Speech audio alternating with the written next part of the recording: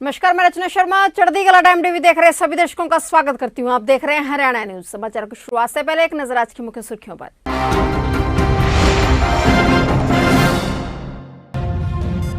पुलवामा मामले पर बोले सीएम मनोहर लाल। सीएम ने वाल्मीकि जी की प्रतिमा पर पुष्पांजलि की अर्पित।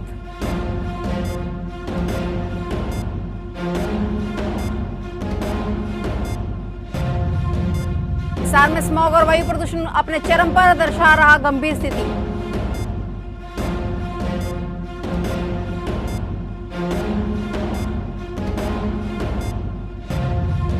हरियाणा सरकार ने लिया बड़ा फैसला। महामारी की रोकथाम के लिए सरकार लगाएगी कैंप।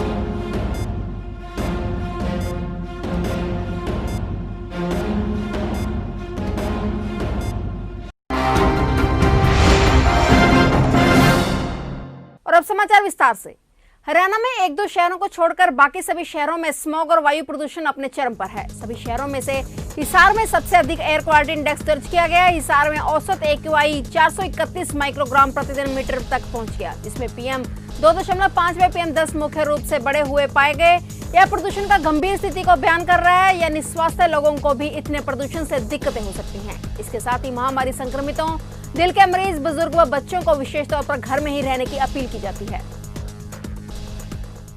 मुख्यमंत्री मनोहर लाल आज संक्षिप्त प्रवास पर करनाल पहुंचे। शनिवार सुबह उन्होंने कमेटी चौक स्थित वाल्मीकि जी की प्रतिमा पर पुष्पांजलि अर्पित की। इस दौरान पत्रकारों से बातचीत में सीएम ने कहा कि बड़ौदा विधानसभा उपचुनाव में सभी दल भागदौड़ अवश्य कर रहे हैं, लेकिन जीत भाजपा प्रत्याशी की ही होगी। वहीं पुलवामा के घटनाक्रम में उन्होंने पाकिस्तान के साथ उन नेताओं का चेहरा भी बेनकाब होने की बात कही जो वहां की गई कार्रवाई को लेकर अनर्गल बयानबाजी कर रहे थे। मुख्यमंत्री ने कहा कि इस मामले में पाकिस्तान ने स्वीकार किया है। अब जो विपक्षी दल भारत की ओर से बालाकोट सहित अन्य जगह की गई कार्रवाई को लेकर प्रश्न उठाते रहते थे, उनकी असलियत भी जग जाहिर हो गई है।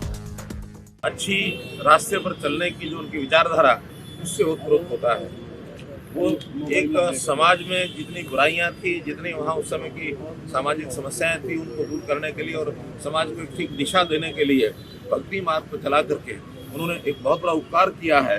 और इस अवसर पर हर वर्ष हम जैसे वाल्मीकि जयंती को मनाते आए हैं। आज भी बड़े धूमधाम से हम लोग यहाँ भी, जैसे आज जब भी वाल्मीकि जयंती का कार्यक्रम किया, अभी मैं वहाँ जा रहा हूँ, अभी वाल्मीकि जयंती का कार्यक्रम है। कैथल में वायरस का प्रभाव कम हो रहा है, लेकिन डेंगू के मरीजों की संख्या तेजी से बढ़ रही है। कैथल में जहां 24 घंटे में महामारी के मात्र 3 केस आए थे, वहीं डेंगू के 6 केस मिले। इसी के साथ डेंगू मरीजों की कुल संख्या 46 तक पहुंच गई। डेंगू के बढ़ते केसों के कारण स्वास्थ्य विभाग के अधिकारियों की चिंता भी बढ़ गई है। वहीं बदलते मौसम में बीमारियों का ग्राफ भी बढ़ रहा है। स्वास्थ्य विभाग की टीम ने जहां डेंगू के केस मिले हैं, वहां का दौरा करते हुए लोगों को जागरूक किया है। अब तक 780 लोगों के घर और दुकानों पर लार्वा मिलने के बाद नोटिस जारी किया जा चुका है। बड़ौदा उपचुनाव में कांग्रेस उम्मीदवार इंदुराज नरवाल की जीत का अंतर जितना बढ़ेगा, खट्टर सरकार के दिन उतने ही कम होंगे। ये कहना है राज्यसभा सांसद दीपेंद्र सिंह हुड्डा का। बड़ौदा उपचुनाव के लिए सांसद दीपेंद्र सिंह हुड्डा ने हल्के के रिवाड़ा, मोई हुड्डा, महमूदपुर, सिवानका और निजामपुर में प्रचार किया और कांग्रेस उम्मीदवार इंदुराज नरवाल के लिए वोट मांगे। इस मौके पर उन्होंने कहा कि इस उपचुनाव में सिर्फ जीत नहीं बल्कि जीत का अंतर बहुत महत्वपूर्ण है। इंदुराज की बड़ी जीत पूरे हरियाणा की जीत होगी और प्रदेश में सत्ता परिवर्तन का आधार बनेगी। वहीं दीपेंद्र सिंह हुड्डा ने कृषि बिल को किसान विरोधी बताया और कहा कि 3 कृषि कानूनों के बाद अब सरकार एक और कानून लेकर आई है। इसमें प्रावधान किया गया है कि पराली जलाने पर किसान को 1 करोड़ रुपए जुर्माना और 5 साल की सजा हो सकती है। हरियाणा में संक्रमित मरीजों की संख्या और बढ़ गई है। हरियाणा में एक दिन में 11 मरीजों ने दम तोड़ दिया है। पिछले 24 घंटे में 1650 नए संक्रमित मरीज भी सामने आए।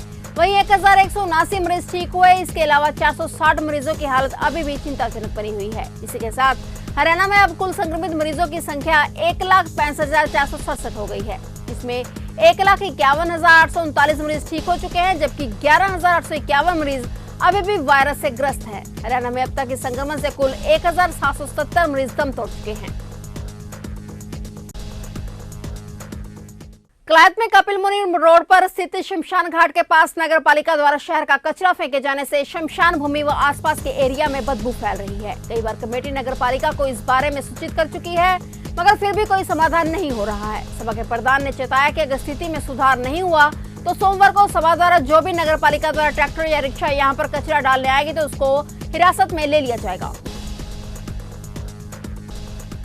नगर पालिका द्वारा शमशान घाट परिसर के साथ लगते प्लाट में सारे शहर का गंद निरंतर ट्रालियों से भर भर करके डाला जा रहा है, जो कि यहाँ के कपरमुंडी रोड और शमशान घाट के सौंदर्यीकरण को ग्रहण लगा रहा है, जिसके लिए पूरे तौर पर नगर पालिका जिम्मेवार है।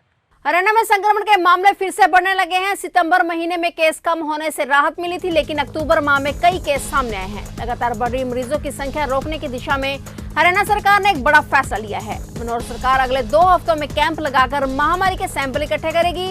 इस संदर्भ में आदेश जारी कर दिए गए हैं। स्वास्थ्य विभाग ने भी सभी जिलों में सिविल सर्जन को कैंप लगाने के लिए आवश्यक दिशा निर्देश दे दिए हैं।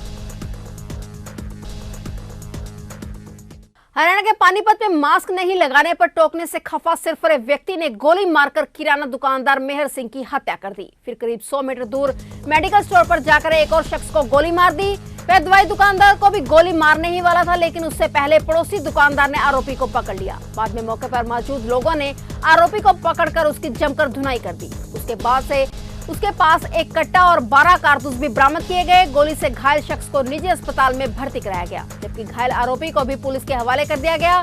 बाद में पुलिस ने उसे अस्पताल में भर्ती कराया और आरोपी के खिलाफ सेक्टर 29 थाने में केस दर्ज कर लिया।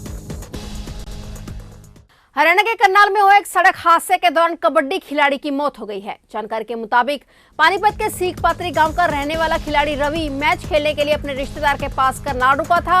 रवि अम्बाला के एक निजी स्कूल में कबड्डी की कोचिंग देता था। आज सुबह ही गलत साइड से आ रही गाड़ी ने बाइक सवार रवि को टक्कर मार दी, जिससे रवि की मौके पर ही मौत हो गई। फिलहाल पुलिस पास लगे सीसीटीवी फुटेज को खंगालकर मामले की जांच में जुट चुकी है।